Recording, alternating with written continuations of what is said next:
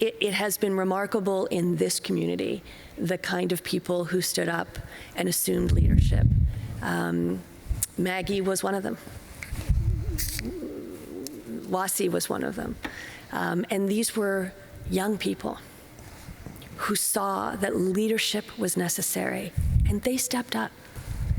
And they also stepped up to leadership of this panel and organizing this panel. And so it is my great privilege to turn the panel over to Maggie Feinstein.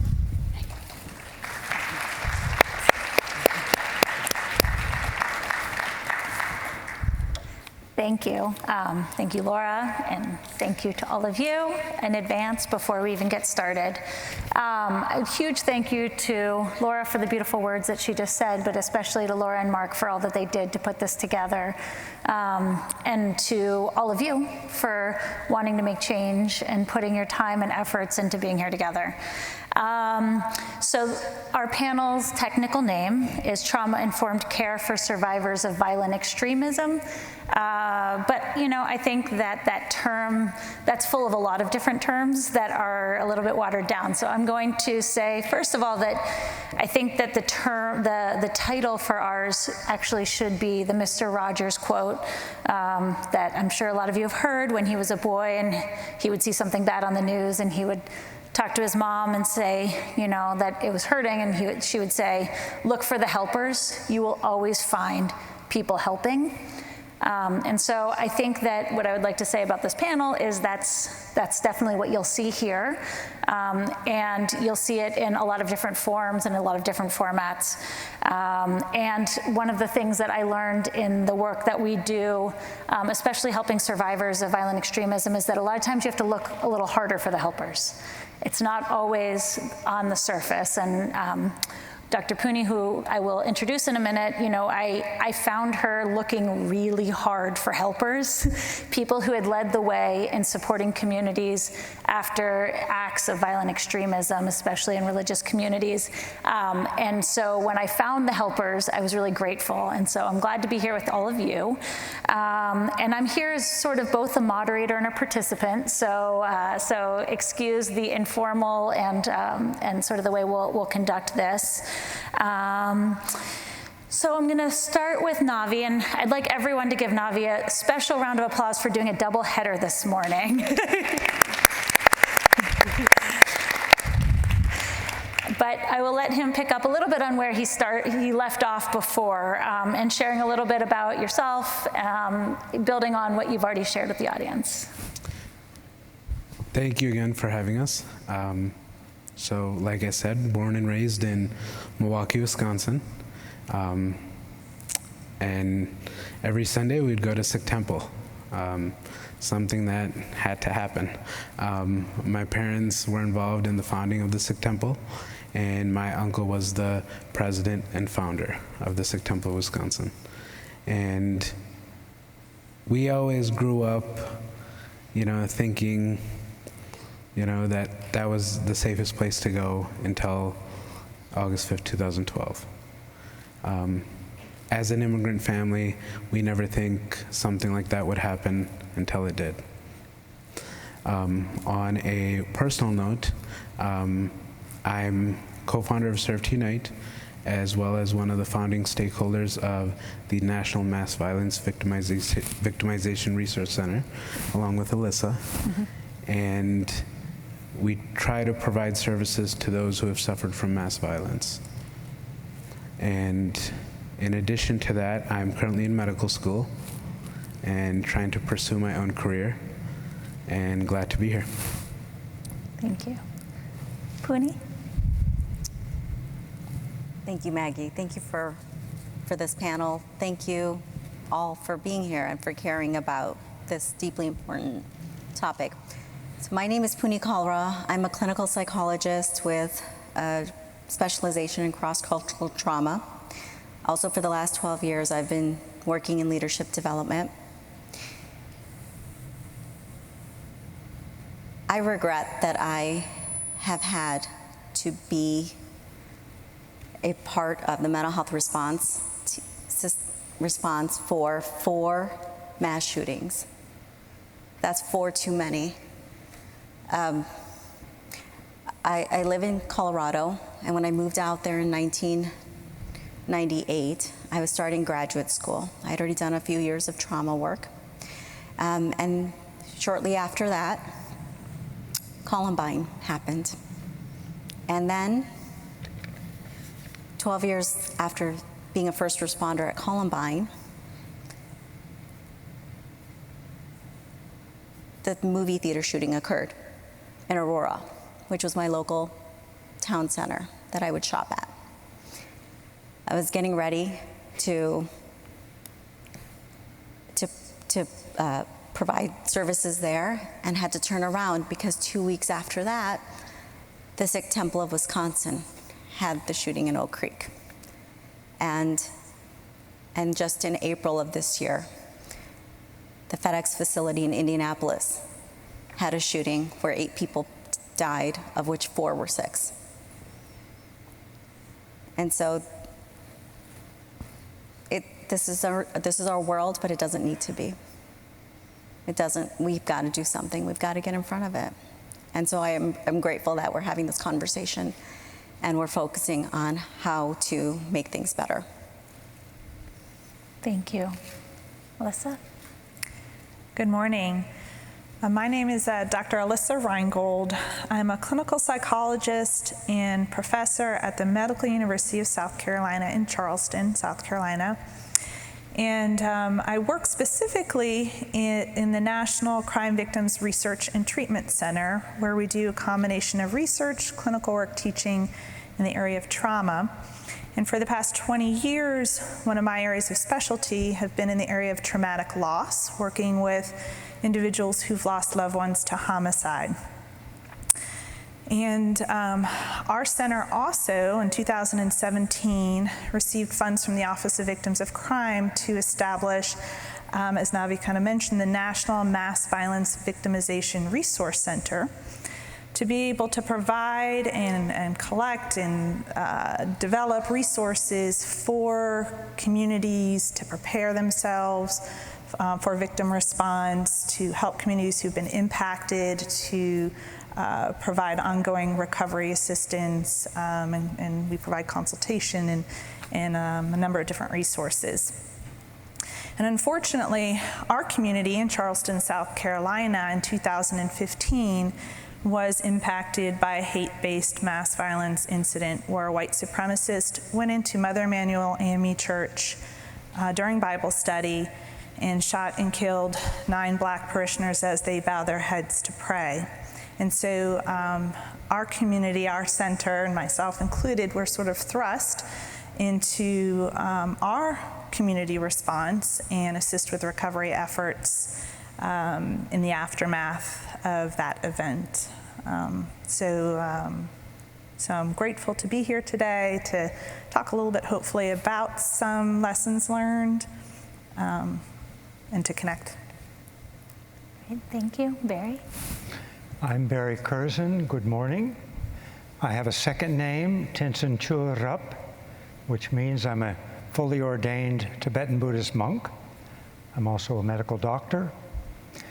And we have founded an organization called Altruism in Medicine Institute about 7 years ago, which has now moved to Pittsburgh. My home is in the Indian Himalayas in Dharamsala. And I've been there about 31 years. And for the first 15 or so, I was doing meditation in silence with a few breaks. And then His Holiness the Dalai Lama, with his incredible vision and kindness and love, asked me to go out and teach. So for about the last 15 years, we've been teaching compassion, mindfulness, resilience around the world. We teach in Japan, Mongolia, Russia, Hong Kong, and now much more in America. I have several faculty appointments, including University of Pitt, Department of Psychiatry, and also some other medical schools around the world. We are passionate about what we do, and today we're going to talk about some of the methods that we use to try to enhance the toolbox that children and adults have that they can turn to when they're feeling angry, frustrated, and just feeling sad or depressed. Thank you.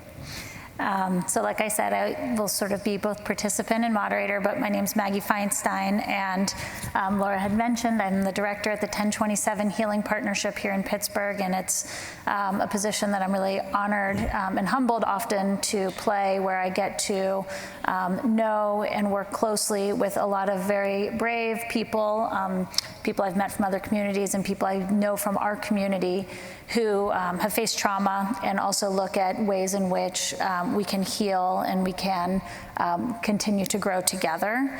So I came to that role sort of to continue on the theme of how we got to where we are. I am a licensed professional therapist, a master's level therapist, and had not really known this world at all, but I'm a community member, and after the shooting on October 27th, was very committed to the feeling that I wanted to make sure that our community's resilience was something that I was fighting for myself, for my children, for the people who were impacted.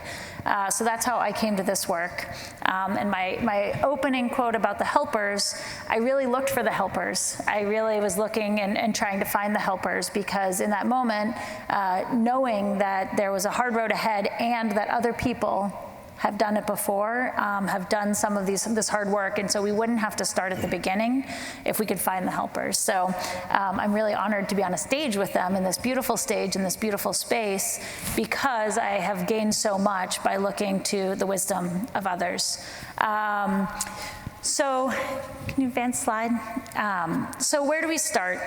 And I'm going to sort of give a little bit of a background here, and then I'm going to ask, I think, Puni a question about this. I'll give you a second to think about it. But where do we start, really? You know, I think we've all talked about this in this group, is that when there is a mass violence event and it is an act of violent extremism, we do start with how do we find that victim-centered approach, and that's a really important part of that trauma-informed approach. How do we center the voices and experiences of those who have suffered the deepest loss? And so I will sort of say that is where we start always, and it's just the beginning. It's just the beginning of the work, because we know that also we have to stay aware and sensitive to the wide-reaching loss and trauma experienced in events of this nature. That the where we start is really around the people who are most directly impacted, and where we go is to really hear and understand the experience of a much broader range. And this can be really hard. And so I am going to ask you, Puni, if you could share a little bit about, since you were an outsider coming in and finding that victim-centered voice, how did you do it? What were some of the ways in which you do that? So I grew up in the Sikh community in Chicago, which was about an hour away from Oak Creek. So when I entered Oak Creek after the shooting occurred, I didn't know them. I knew the culture, but I didn't know the congregation or the people in it. And obviously you want to help, you want to support, and you also need to have a connection to the community. So at the time, now I look back and I can identify steps of things we can do, but at the time, it was a very organic process. I think what you have to do is you have to say, who are the trusted members of this community? Who are the leaders, the key leaders that the community already trusts? Find those people and then align with them. And I was fortunate because Department of Justice had identified someone, he was a medical doctor, he was the point person in Oak Creek, and he was overwhelmed, understandably. I went to him and I said, I have some ideas of how we can support this community. And thank God he was open to mental health. He understood it, he valued it, and he wanted the help and partnership. That was a huge win. So he then introduced me to the congregation. And that made it much easier because they respected and valued him. And so by extension, they were willing to give me and the mental health team that we were establishing a chance. So that was very helpful. And then we started to just sit back and observe. And that's counterintuitive. I think that we want to get in there, we want to help, we feel the urgency. We're problem solvers, we're looking for problems, and we want to contribute, and we want to do it fast. The problem with that, though, is that we sometimes move much quicker, and we ignore the needs of the victims. There is chaos initially. I can tell you that is commonplace in all of the 4 situations I've been in where there's mass shootings. It is just mass chaos. And there's media everywhere. You have to wait. And waiting is hard when you want to roll up your sleeves and jump in. But this isn't about you. This is about the victims, and it's about making sure that they feel empowered. And the first thing to do is to hear them, to listen to them, and maybe just to wait for the media circus to leave, because that will happen. After the flurry of activity, the misinformation, everyone getting their 15 seconds of fame, there will come a time when the community will yearn for normalcy. And that's when the healing will begin. And that's where you stay. And you listen. You ask open questions. And you listen to what they're saying. You listen to what they're not saying. And you start to identify from their answers what their needs are. It doesn't matter how many years of experience you've had, if you've ever done this before, or if you are even in the field. Just let them guide you. And that is a hard thing to do, because we want to come in with our treatment modalities, all of our learning, all of our education, and we want to go. But that doesn't work. The community has been extremely disempowered in that moment because of that situation.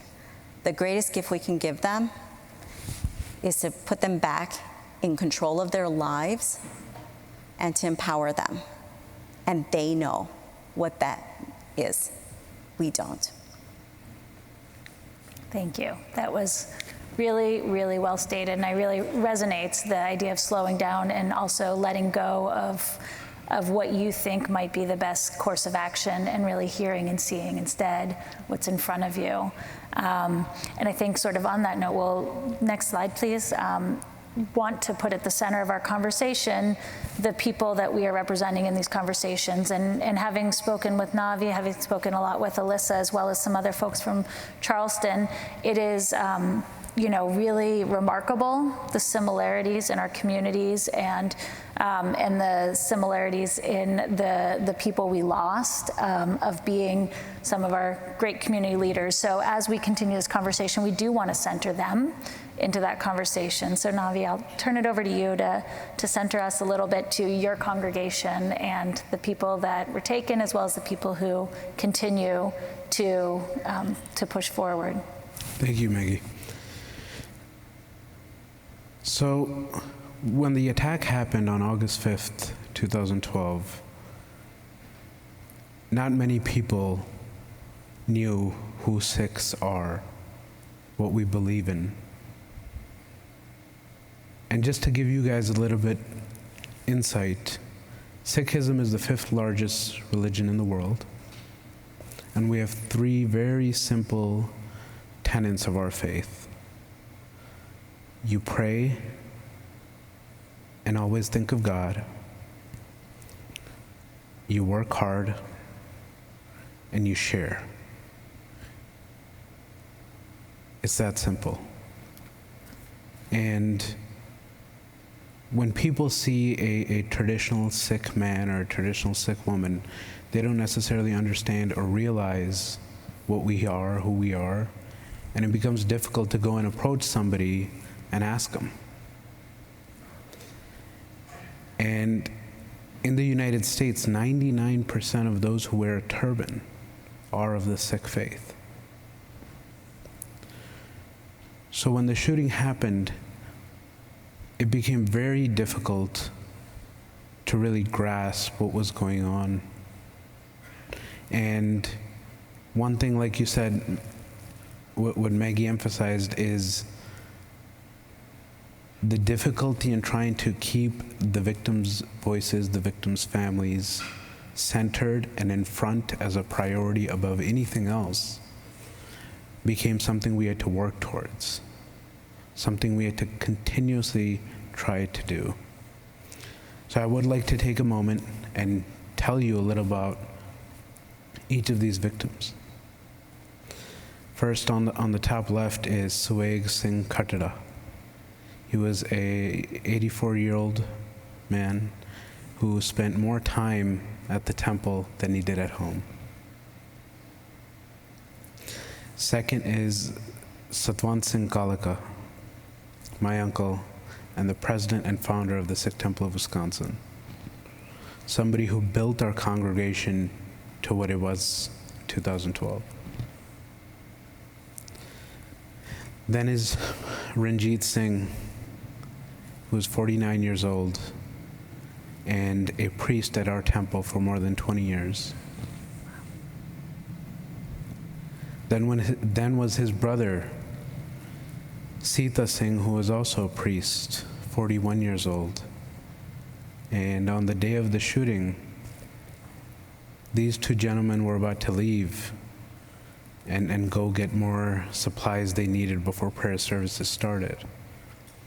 And both of them were found shot in the parking lot, lying above each other.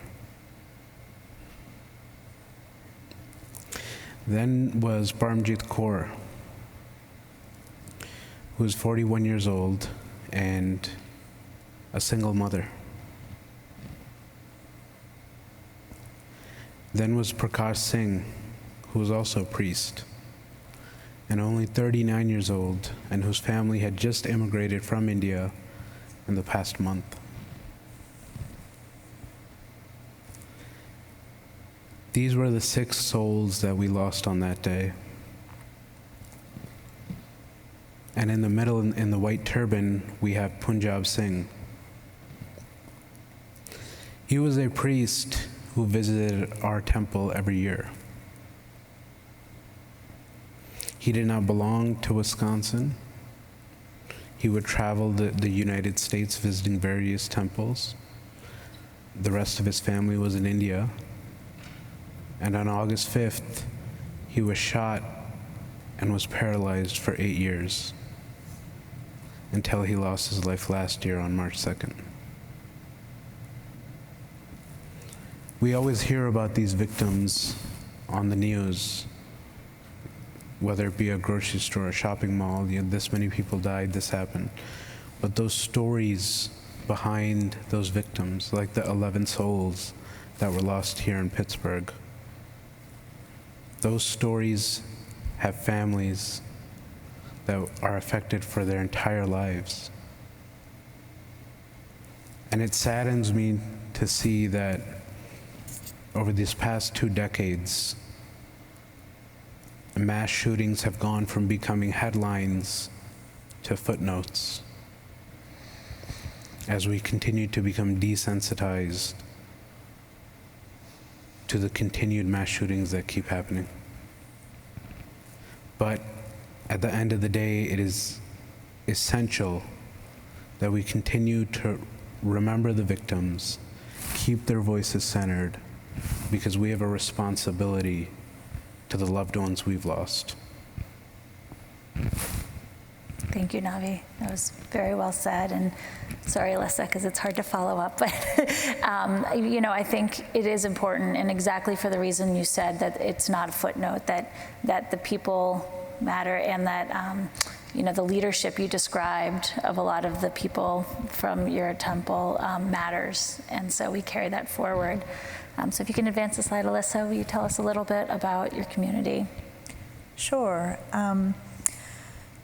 So Mother Emanuel AME Church is a historic, has some significant historic background in Charleston, South Carolina. And that evening of Bible study, 9 individuals' lives were taken that evening. And there were 3 individuals, 2 adults and a minor, who survived during Bible study. And the wife of Reverend Pinckney and his daughter were in an adjacent room, also survived that evening.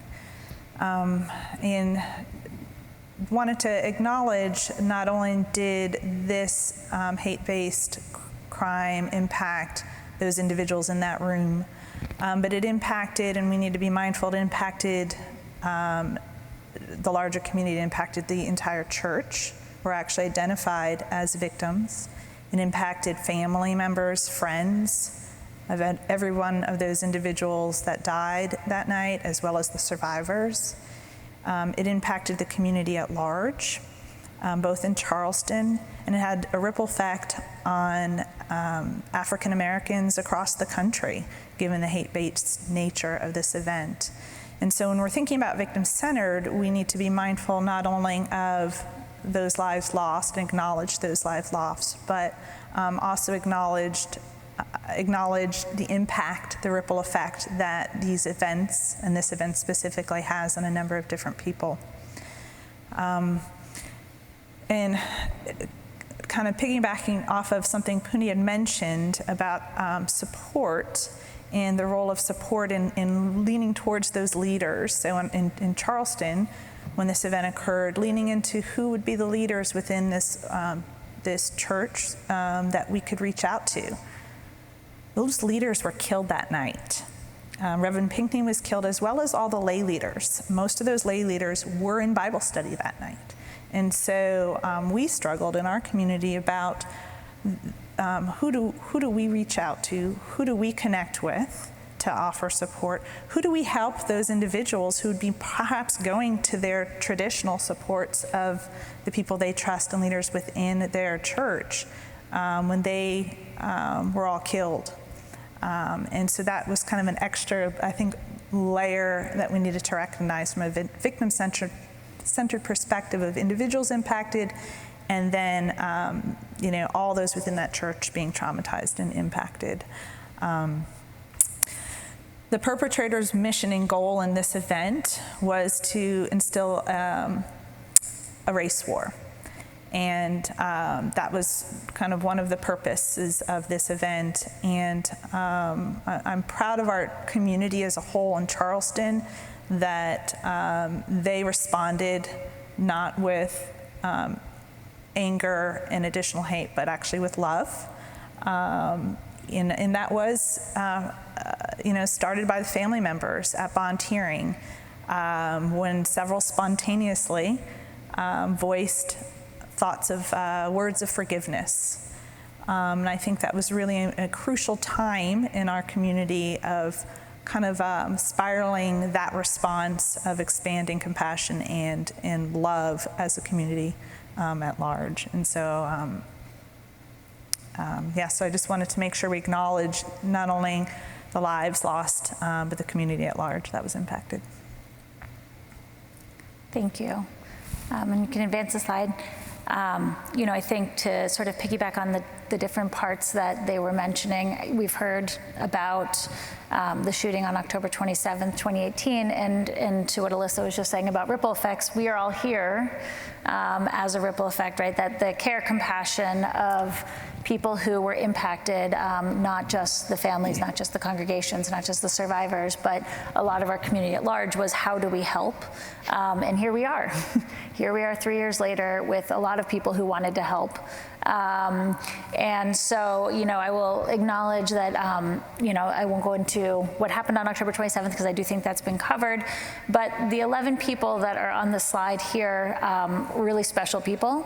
Like I said at the very beginning, one of the true honors of my professional life is to get to meet and know them through the love that they gave to their communities. I hear stories, and I am so, I'm just constantly inspired by what humble leadership looked like. And so when I think of the 11 people you're looking at here, you know, so often I hear stories of humble leadership, of sacrifice because the congregational life brought joy. And what Alyssa was just saying, I think, is also so important, and actually, you know, Puni mentioned at the media circus, the need to build a narrative often overlooks the individuals who have been impacted. And in our community, one of the pieces of being victim-centered is really making sure we acknowledge that there were 11 lives taken, and there were 3 congregations who were deeply impacted through that event because they were all worshiping in the same building, and they all experienced loss. And so Dor Hadash, New Light, and Tree of Life congregations were all there that day. But there's one name on the building. And so sometimes what will happen is when we don't remember to sort of center the voices of the victims, we also can overlook pieces that were so important to the communities. And so acknowledging that these 11 people were very central active members of those 3 congregations, and that those 3 congregations had areas where they collaborated and worked together, and had a lot of areas where they had their own character and their own unique nature. And so all of that, when the shooting happened, was impacted. And so when we center those voices, we think about how do we make sure that we continue to acknowledge, hear, and listen in that way to see that. So thank you guys for that conversation. I think it's, you know, what we're really starting with here is what does that trauma-informed response look like? And I would, you know, posit that it is really important that the trauma-informed response starts with that victim-centered, that taking that to the very beginning. But that's just the beginning. There's a lot of other things, and so you can turn off the slides. I think that where we'll go from here is to hear a little bit about what do we do? How do we have a response? And so I'm gonna ask Alyssa to share a little bit she mentioned the National Mass Violence and Victimization Resource Center, and trying to understand what do we know about communities impacted? What do we know about the survivors, the families, as well as the broader community? And so Alyssa, if you can share a little bit about the research that you guys have done through NMVVRC, what you're looking at to understand, and how we all can find out more, and also take away some of the things learned from the data. Sure. And first, so some of the research and information that I'll talk about, actually, there's been some really good research that started for the past several decades, but individuals from my center and some other public health researchers, after one of our largest hate-based mass violence incident, 9/11, wanted to better understand the impact that hate-based mass violence incidents have on individuals, on victims, survivors, but the community at large as well. And some of the findings from those studies, as well as some additional ones that have occurred since then, and some from our center that I'll just highlight just real briefly, is that, well, firstly, most victims and survivors don't develop mental health disorders. Not everybody does. I think there's this implication that if you experienced a significantly traumatic event, you will go on to have lifelong difficulties, and that's not necessarily the case. That people are resilient, that it is part of their life story and their journey, but not everybody develops significant mental health difficulties. However, there are a good number of people that do. And so we need to pay attention to what are those risk factors so we can best help those individuals. We do know that social support is a protective factor. So having support networks is important. And we know that most people don't necessarily seek mental health treatment, even though they may need it. And I think that's important too. So when I talk about mental health impact, what we know from the literature, we know that people are at risk of developing difficulties such as post-traumatic stress disorder. We know people are at risk for potential depression, for anxiety in general, for substance use difficulties, for increased fear and worry about future harm. And so it's important to assess for and help provide some early intervention approaches to kind of foster resilience to those, but then also keep an eye on the top tier, those folks that are struggling, to make sure that they get connected to good evidence-based trauma treatments, which there are actually a lot of really good treatments out there. So there is a number of research that's been done specifically looking at victims and survivors, and one of the questions that we had at our center was, what is the impact that these mass violence incidents have on communities at large? So not people that were necessarily there on the scene or had lost a loved one, but communities as a whole. And we have some preliminary data, so it's not quite prime time yet. We're still doing some assessment of it, but we've evaluated 2,000, it was a community-based samples of 2,000 individuals residing in the areas here in Pittsburgh, in Parkland, and in El Paso, all three that have been impacted by different types of mass violence incidents, one in a school, one that's hate-based in El Paso that was in a public place, in a Walmart, and then here in Pittsburgh, to assess that ripple effect. So it was random sort of digit dialing and outreach to individuals in the communities at large. And some interesting findings that we've found so far is, even though these are communities at large, they may not be direct victims, that the communities at large were impacted 5 times greater rates of PTSD than the national average, 5 times greater. Significantly greater rates of depression. Some of the interesting pieces in the literature that we were looking at, or in those studies, is that we know that we're finding that social support is key and helpful for being a buffer for PTSD. Again, not surprising based on our prior literature, but also very important for when we're thinking about responses for communities at large. Although half of those populations report not having very good social support or not high social support. So there is an area that we can kind of better expand upon and address.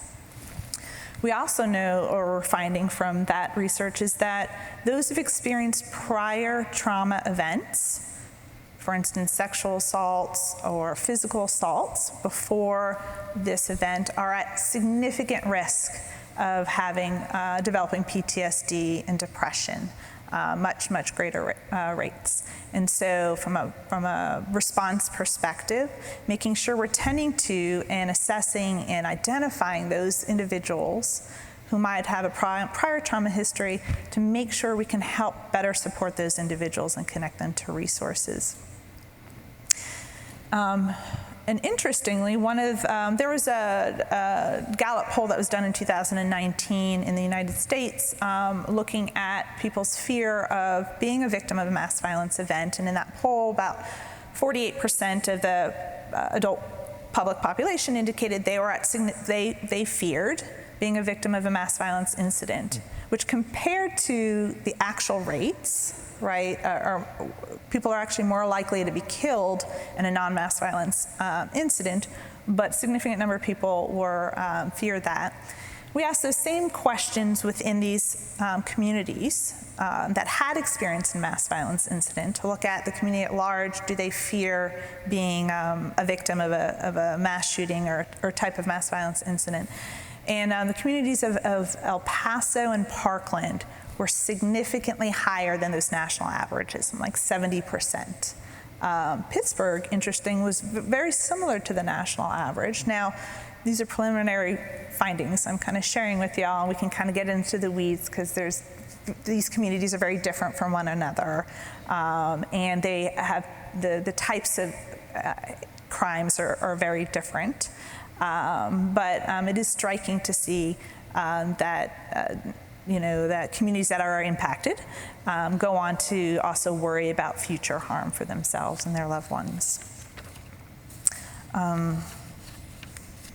Let's So I don't know, so kind of one of the take-home messages is that we need to pay attention to support. We need to recognize that this can have long-lasting effects on individuals that have been directly impacted as well as community members. And so we need to think about how we continue to better our services, because we absolutely need to better them for victims, for survivors. But then how can we also support that ripple effect of those individuals around them? Thank you. And, for somebody like myself who data is not always front of mind, I think what Alyssa's doing, and Barry, I'm going to ask you some questions about what you're doing also in a similar realm, but I think that we talked a lot about the data and how hard it's been over the last few days to make sure that we have as much data that we can collect from what's going on for people who may perpetrate acts like this. I think similarly, what data do we have? How are we advancing the field of resiliency and understanding how our responses can lead to opportunities for growth, and also can lead to moments when it is really hard to continue to grow. And so, Barry shared a little bit about altruism in medicine and a lot of the work that they're doing about, compassion, mindfulness, and resilience, and the broad reach of it. And so I'd love to hear a little bit more about how you are looking at that question and some of the gaps that might be in Alyssa's research that might be more answered in yours. August 6, 1949, the Americans dropped an atomic bomb on on Hiroshima. And August 9th, 1945, the Americans dropped a bomb on Nagasaki in Japan. Immediately, hundreds of thousands of people were killed, often horrendously. They were literally burning, jumping into rivers that exacerbated the problem. Many scores, tens of thousands, if not hundreds of thousands of people subsequently died of leukemia, other cancers, and other illnesses, both physical and psychological, as a result of the atomic explosions in Hiroshima and Nagasaki in 1945. About 15 years ago, the survivors from Hiroshima and Nagasaki, they're called hibakusha in Japanese. The survivors, about 15 years ago, something they did was remarkable, and it was homegrown. It was not something that was brought in from the outside. They initially had anger, maybe hate, towards the Americans. But what happened about 15 years ago is they were able to transform that hate into love. They adopted an international peace movement, a movement that advocated denuclearization, no more nuclear weapons. And they didn't want anyone else to experience what they had experienced. And remarkably, I was told the anger fell away and it was replaced by love. When I first heard this, quite honestly, I was skeptical. So I went out and I met a number of the hibakusha people, older people who had survived the disaster at Nagasaki and Hiroshima. And I learned that, in fact, they did not harbor any more anger, hatred, but rather were filled with love and a real new meaning in their life to live, to help bring peace in the world and to eliminate nuclear weapons. We heard from Laura Ellsworth yesterday that at the time of a hate-generated mass violence, we're ill-prepared. So we have to do better preparation. We heard this morning a cry, or a plea for the next summit to be involved with hope and love. And so I'd like to be a small bridge and jump in to some of that in just a moment. So preparation in advance is very much needed It also is needed to treat the ripple effect, the immediate the victims, the survivors, of the families and the community, and then the ripple effect into other communities, as Alicia was talking about. The anxiety, the fear, the depression, and sometimes PTSD. What's required on a national level is education. We need to have teaching for young kids, starting kindergarten all the way up, and for adults. A toolkit, how they can respond to situations when otherwise they might feel angry, frustrated, and have a tendency to act out, either towards others or sometimes towards themselves. We need to teach them repeatedly throughout their whole education a toolbox of different ways to respond that are more healthy. This is being done in several communities around the country. For example, in Louisville, Kentucky, for many years now, they have the CSP, the Compassionate Schools Project, where they're teaching this stuff, starting from kindergarten all the way up. They're teaching kindness, and they're giving gold stars to the kids who act kind. Same thing for giving or generosity. When a child is acting out and obviously is having trouble, the teacher identifies. The teacher will ask that child to go up to the front. They have a big board, and they have a big poster of many, many faces with different emotions. And the teacher will ask the child to point to that photo, which reflects the emotion that that child is feeling. The child will sit down and again asked by the teacher to go up to another poster and point to the face, the emotion that the child would like to be feeling. So these are parts of the CSP in Louisville, Kentucky. This is happening in other communities also. It needs to be spread throughout all of our communities and all of our school systems. We're working on doing something like that in Pittsburgh. When I say we, I mean Altruism in Medicine Institute, which is a nonprofit. We formed this about 7 years ago. It has moved and officially is now here in Pittsburgh. My home is in the Indian Himalayas. I live with the Dalai Lama. I am his physician, and I often pinch myself because I don't believe it. I think that's a dream. So we are here in Pittsburgh, and we're working with the nurses at UPMC to bring compassion training, to bring mindfulness training, and to develop resilience for the nurses. And these last 2 years, of course, have been, I think, some of the biggest brunt of the COVID pandemic has been on nurses. It's been extremely difficult for them. We're working with the police force. We're trying to bring some of these same principles into the police force. But what we're doing there is we're finding much more resistance. There tends to be a culture of suspicion. Not everyone, but that's a culture there among the police, and not just in Pittsburgh.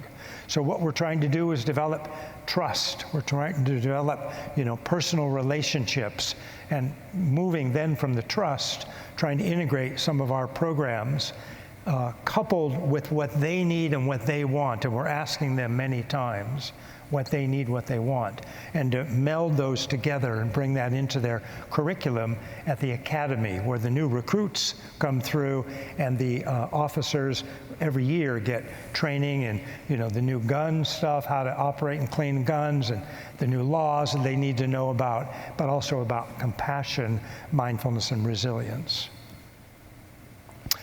We get lost in the weeds, all of us, in the weeds of difference.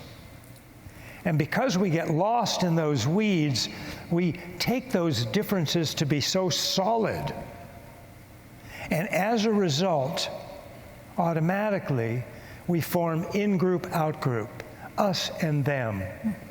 And because of doing this, we then learn to we disrespect, we criticize, we discriminate against people in the difference group, in the out group, in the them group. So we are fractured as a country and in many parts of the world with buying into difference Actually, of course, difference is there, but it's artificial. These are words, these are concepts. What we need to do is begin to look at similarities and sameness. So everyone in this room is the same. I'll repeat that. Everyone in this room is the same. We're all human beings. And as human beings, we have emotions. We all want to be happy, and none of us want to hurt. Even people that are doing harm to themselves or others, they're just trying to reduce the pain and trying to have some semblance of happiness. Every time you meet someone, please remember this, that she or he, just like me, just wants to be happy and doesn't want to hurt. And if you do that, the relationship that you have with that person, the next interaction, even if it's conflictual, will be better. So we're all actually brothers and sisters in a human family. Actually. And this we need to teach to our children and to our adults. We're connected in ways that are seen and unseen. There's a theory in quantum physics called entanglement. Albert Einstein initially called this spooky action from afar. He was skeptical. But later he bought into it. He couldn't deny it. The mathematics were sound. And it means that everything is connected, even in the universe. So certainly on this planet, as human beings and animals, we all are deeply connected in ways seen and unseen. Survivors of hate violence often suffer anxiety, fear, depression, sometimes PTSD. So what can we do about that? What kind of treatments are available? Alicia alluded a little bit to treatments. She said there were some good treatments available for PTSD, and I think she was also referring to depression, anxiety, and fear. One area that we teach a lot at Altruism and Medicine Institute is called emotional hygiene. It's a term that's borrowed from public health. What it means is to recognize our negative, harmful emotions, to learn methods to transform, not suppress, them into their positive opposites. For example, anger into tolerance, jealousy into appreciation, arrogance into humility, suspicion into trust. In terms of working with anger, once you're angry, you can't do much about it. You know, you're clouded, you're red hot, you're emotional, you don't have much clarity of mind. So what we need to do is prepare for the next time we get angry. And how we do that is first to recognize early signs of anger. When we're feeling irritable, sleep deprived, maybe shaky, tension in the body, the heart pounding, those kind of things. And to recognize those. So when they come again, then we can intervene. And to recognize them when they come again requires mindfulness, which means in the present moment to look inside. What are we thinking? What are we feeling? And then to act, apply a method. Let me give you one method. There are many. You imagine that the early signs of anger become a cloud way over there in the sky that drifts and it completely dissipates, completely dissolves. And that cloud is your early anger. It won't work the first time, guaranteed, because we've been getting angry since we were tiny. But if you do this again and again and again, you will whittle away at the intensity and frequency of your anger. That's happened for me and many others. Let me just close. I think we're running low in time. There is some good research on treatment of depression that comes out of University of Oxford and University of Toronto. Segal, Mark Williams, and Teasdale. This research has been replicated. It's sound. They take a group of people with depression and they try 2 different interventions and have a placebo with no intervention. So one of the interventions is meditation. The second is a concentration meditation. The second intervention is medication, so-called SSRIs, which are antidepressant medications. And again, the third group, the placebo, receives no intervention. And this group of people with depression, they measured them for about 2 years. Now, depression has a tendency to recur, not in everybody, but it's a common quality of depression that it recurs. So what they measured was recurrence. And they called survival lack of recurrence, being healthy without recurrence of depression. And both the intervention groups, meditation and medication, had 80% survival, no recurrence of depression in 2 years. The placebo group that had received no intervention, they were 20% survival. So 80% of the people that received no intervention, they did have recurrence of their depression. So both medication and meditation are very helpful for the treatment of depression. I wanted to do a meditation with you for 2 minutes, but I don't know if we have time. Okay. The audience says do it, but I just want to make sure I'm not the one in trouble if we're late. It's their fault. They said do it. Okay. We'll do it real quick. Okay. So sit up straight, please. Back straight. Shoulders relaxed. Eyes, best is if your eyes open, glancing down in front of you, maybe 1 yard, 2 yards. Try to have a soft gaze. Try not to stare. If you like, you can close your eyes. I want you to close your mouth, and I want you to breathe through your nose, just your normal, natural breathing. Please don't change your breathing. And focus your awareness, your attention at the base of your nose, just where the lip and the nose attach. When you get distracted, bring your awareness back to the base of the nose. That's it. We'll do it for just 1 or 2 minutes. Please meditate.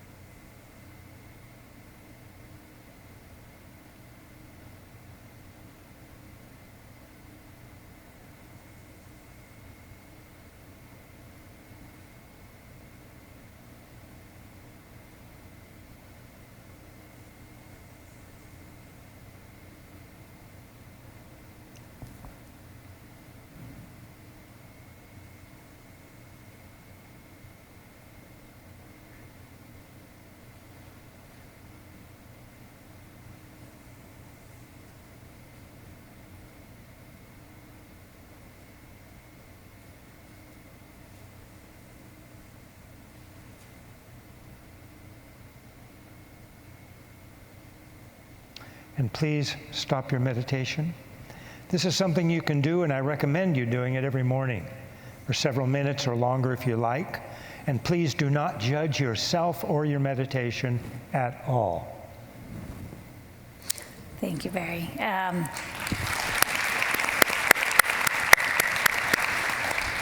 I think, and we have, I know, a very limited amount of time, but I just wanted to say that what you just shared, I think, is so important, and I think it also builds on what Ron was speaking about in the panel right before about, mental health often being a conversation and making sure we're clear on our terms of health and illness, and also making sure that we're building up that toolbox. And I think that in this conference we've talked a little bit about the toolbox being used to try to prevent hate.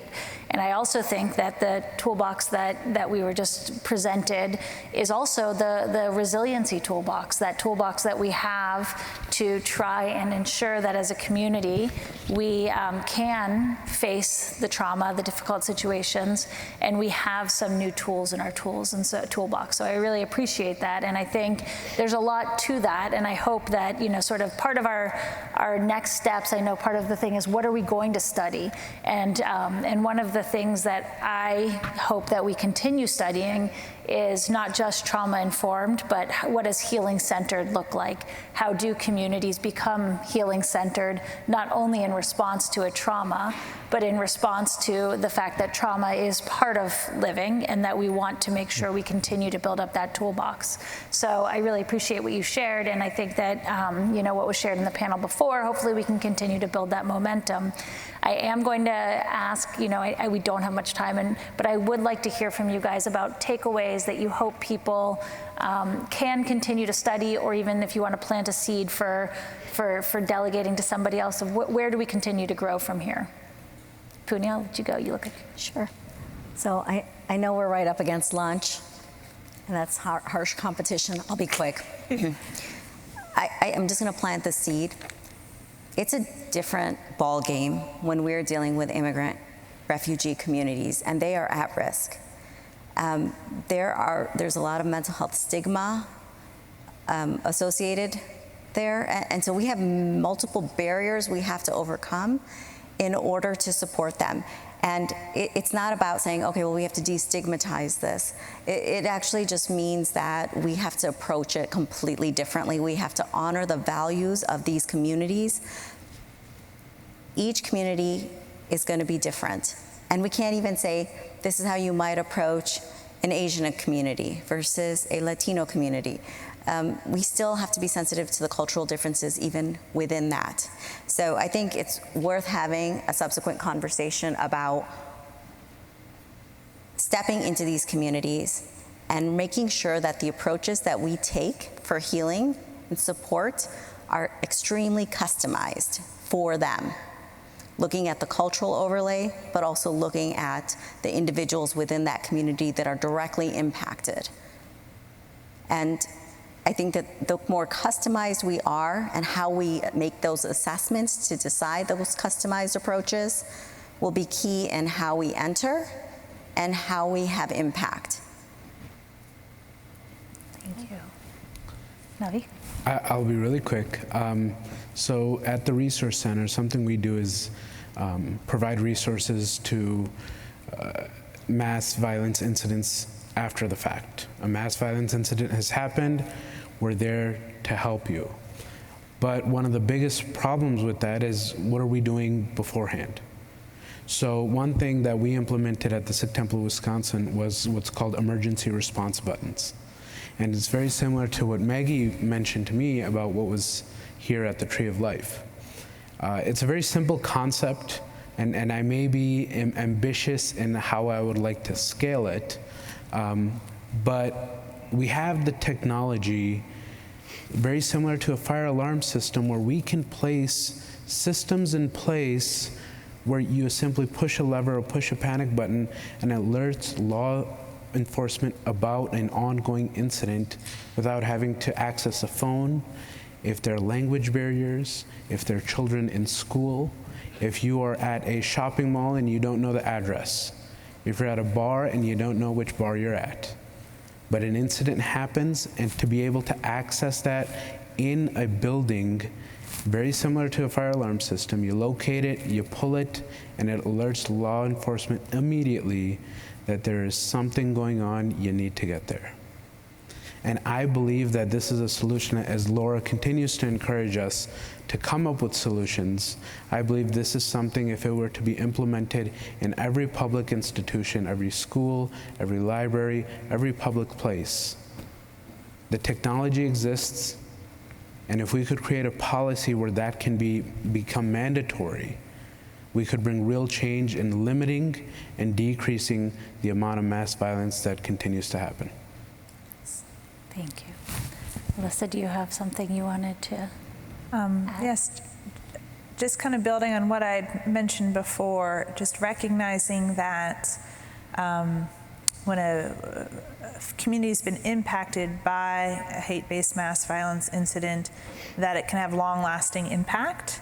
And we not only need to be available to support in the response and early recovery, but recognizing it's lifelong for many people. and figuring out ways to how to sustain that support, sustainability in our response and ongoing support is a challenge. Financially and and other resources to be able to maintain that and recognize that we need to figure out models to sustain that ongoing support for communities, because it is life altering and it's a journey, and figuring out ways to, as I mentioned, really good evidence-based, trauma-focused and other depression-focused interventions that are out there, and how we can make sure we can disseminate those interventions, that we can train up individuals on those approaches, because unfortunately, when an event occurs, lots of people offer lots of types of interventions that an individual might say they like, or it makes them feel good, but it might not actually impact their ongoing mental health difficulties. And so how can we make sure we can disseminate and get some of those interventions in the right hands? Thank you. So I think, we have a fairly broad range of recommendations here. I just want to get some credit. We went over time, but we have some pretty good recommendations here. And I think everything from the emotional resiliency and building that up at a young age to cultural competency and understanding that whatever we're doing has to meet the needs of the people, and especially immigrant and refugee communities, ways in which we can hopefully preserve life by better response systems, and also making sure that in our emergency response that we figure out how do we disseminate the effective tools, not just the ones that are most available. You have one more thing? May I plant a quick seed? A quick seed. Please be kind to yourself. Please be kind to others, and allow that to ripple out. Thank you.